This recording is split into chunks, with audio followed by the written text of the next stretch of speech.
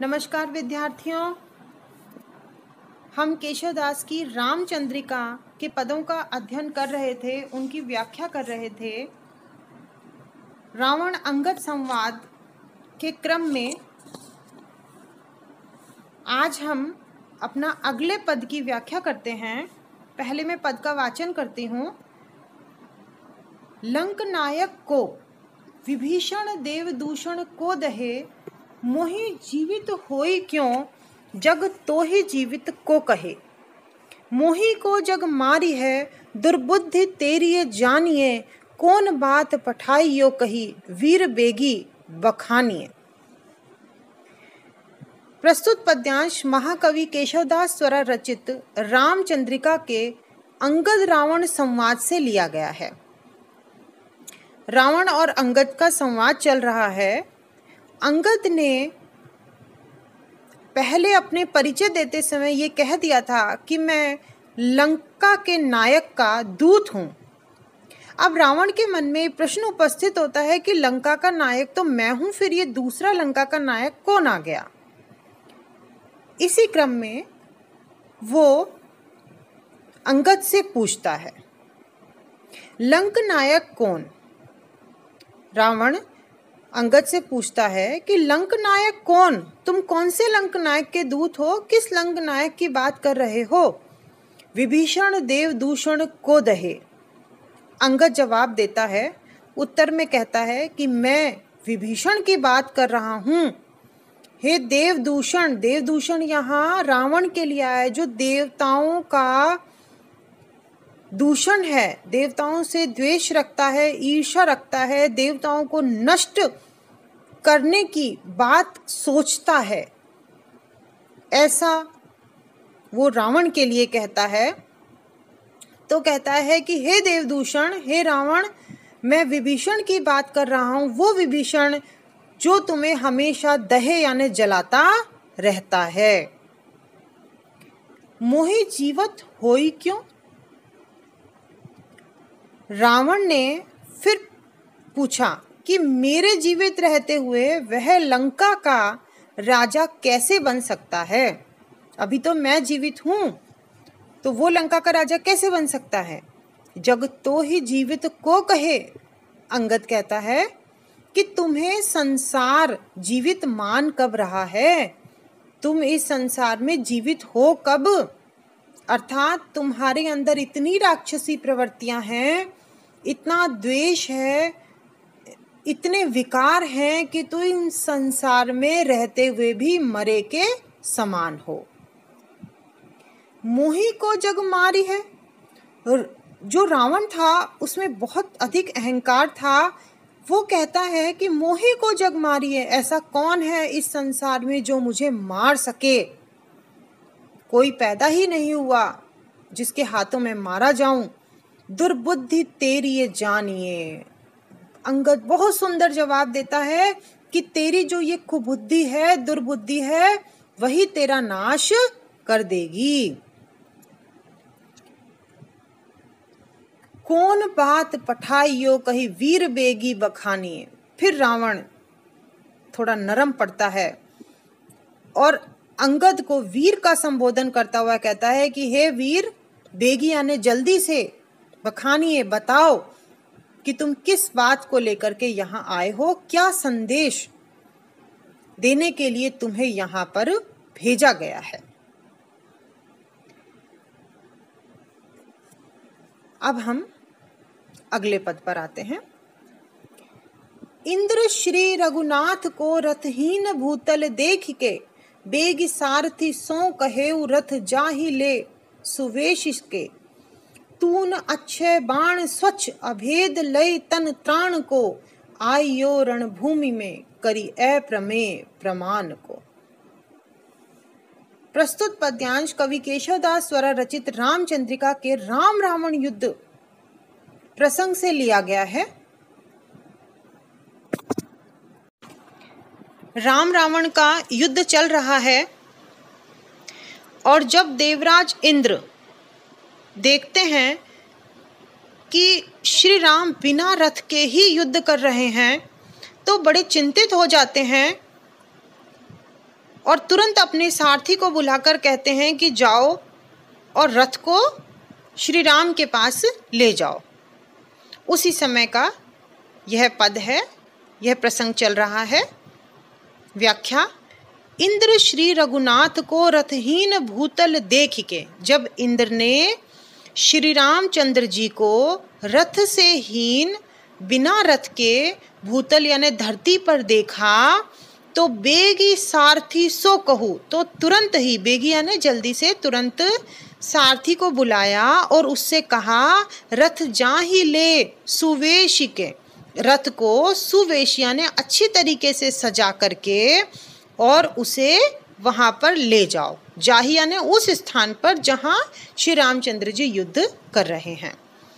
तून अक्षय बाण स्वच्छ अभेद ले तन त्राण को, और अपने उस रथ में ऐसा तरकश रखो, तून यानी तरकश, अच्छे बाण, अच्छे यानी अक्षय, उस तरकश में अक्षय बाण होने चाहिए जो कभी खत्म ही नहीं होंगे, जिसका कभी क्षय नहीं होगा।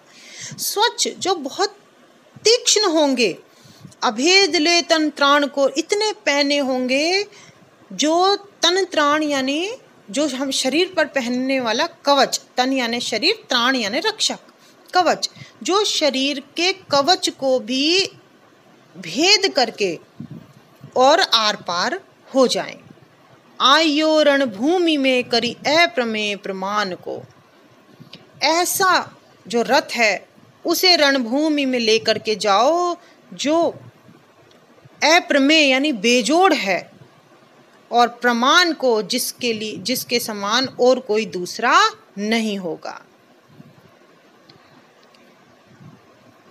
श्री राम की सहायता के लिए इंद्र को इस प्रकार चिंतित देखना, केशवदास जी बताना चाहते हैं कि समस्त देवता भी चाहते थे कि रावण परास्त हो जाए और श्री राम की विजय हो, ताकि तीनों लोकों में शांति स्थापित हो जाए।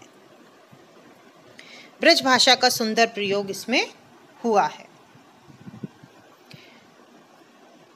कोटि भांतिन पोनते मनते महालघुताल से, बैठिके ध्वज अग्र श्री हनुमंत अतंक ज्यों हसे। रामचंद्र प्रदक्षिणा करी दक्ष है, जब ही चढ़े पुष्प वर्षी बजाए दुदुम्बी, देवता बहुधा बढ़े। राम रावण युद्ध का ही प्रसंग चल रहा है। इसमें देवराज इंद्र अपने सारथी को, रथ को अच्छे से सजाकर उसमें अक्षय बाण रखकर ले जाने के लिए कह रहे हैं। उसी समय की यह व्याख्या है, यह पद है, यह प्रसंग है।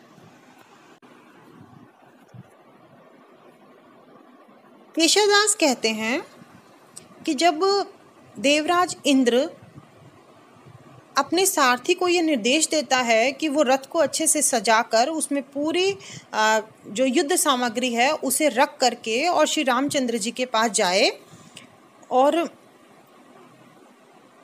वो ऐसा करता है सारथी, तो उसमें एक तो रथ की विशेषता इसमें बताई गई है कि वो कैसा रथ है, और दूसरा उस रथ में हनुमान जी और रामचंद्र जी बैठते हैं, जो देवता हैं वो पुष्प वर्षा करते हैं, उसी का इसके अंदर चित्रण किया जा रहा है। कोटि भांति पोनते, पोन यानी हवा, कोटि यानी करोड़ों, मनते महालघुताल से। केशवदास कहते हैं कि वो जो रथ है वो करोड़ों गुना हवा से अधिक तेज चलने वाला है। हवा को की जो गतिशीलता उसे बहुत तेज माना जाता है, लेकिन यह जो रथ है इंद्र का, यह रथ हवा के वेग से भी करोड़ गुना ज़्यादा है। मनते महालघुताल से, और कभी वो इतना ज़्यादा लघुता ने सूक्ष्म हो जाता है कि वो मन से भी हल्का बन जाता है। अर्थात जिस प्रकार से मन एक क्षण में कहीं से कहीं पहुंच जाता है, उसी प्रकार से वो भी इतना हल्का है कि वो किसी भी समय कहीं भी पहुंच जाएगा। भाव ये है कि वो ये कहते हैं कि जो है समस्त युद्ध सामग्री से सुसज्जित करके रथ को लेके जाओ। जब रथ रणभूमि में पहुंचता है तो बैठ के ध्वज अग्र श्री हनुमंत अंतक ज्यों हंसे। अंतक यानी यमराज। तो सबसे पहले हनुमान जी उसकी ध्वजा के, उस रथ की ध्वजा के निकट जो अग्रभाग था वहां बैठ जाते हैं और यमराज की तरह हंसते हैं। अर्थात वो देखते हैं कि राक्षस जाति जो है वो किस प्रकार युद्ध कर रही है और अब किस प्रकार उसका विनाश होने वाला है। ये देख करके वो यमराज की तरह हंसते हैं। रामचंद्र प्रदक्षिणा, और श्री रामचंद्र जी पहले उस रथ की परिक्रमा करते हैं, करीब दक्ष हुए, फिर दक्षिण भाग से दाएं तरफ से उस रथ में चढ़ जाते हैं। जब श्री रामचंद्र जी रथ में चढ़ते हैं तो पुष्प वर्षी, तो देवता पुष्पों की वर्षा करते हैं, बजाए दुदुम्भी, और दुदुम्भी बजाते हैं। देवता बहुधा बढ़े, जो देवता थे वो इस प्रकार जो है ये सब कर रहे हैं, फूलों की वर्षा करते हैं, दुदुम्भी बजाते हैं, और यह श्री रामचंद्र जी को, उनकी सेना को यह एहसास दिलाते हैं कि हम सब उनके साथ हैं। इस युद्ध से यह पता चलता है कि युद्ध केवल राम रावण का युद्ध नहीं था, बल्कि अच्छाई और बुराई के बीच, अंधकार और प्रकाश के बीच यह युद्ध था। अनुप्रास, काव्यलिंग आदि अलंकारों का इसमें प्रयोग हुआ है। धन्यवाद।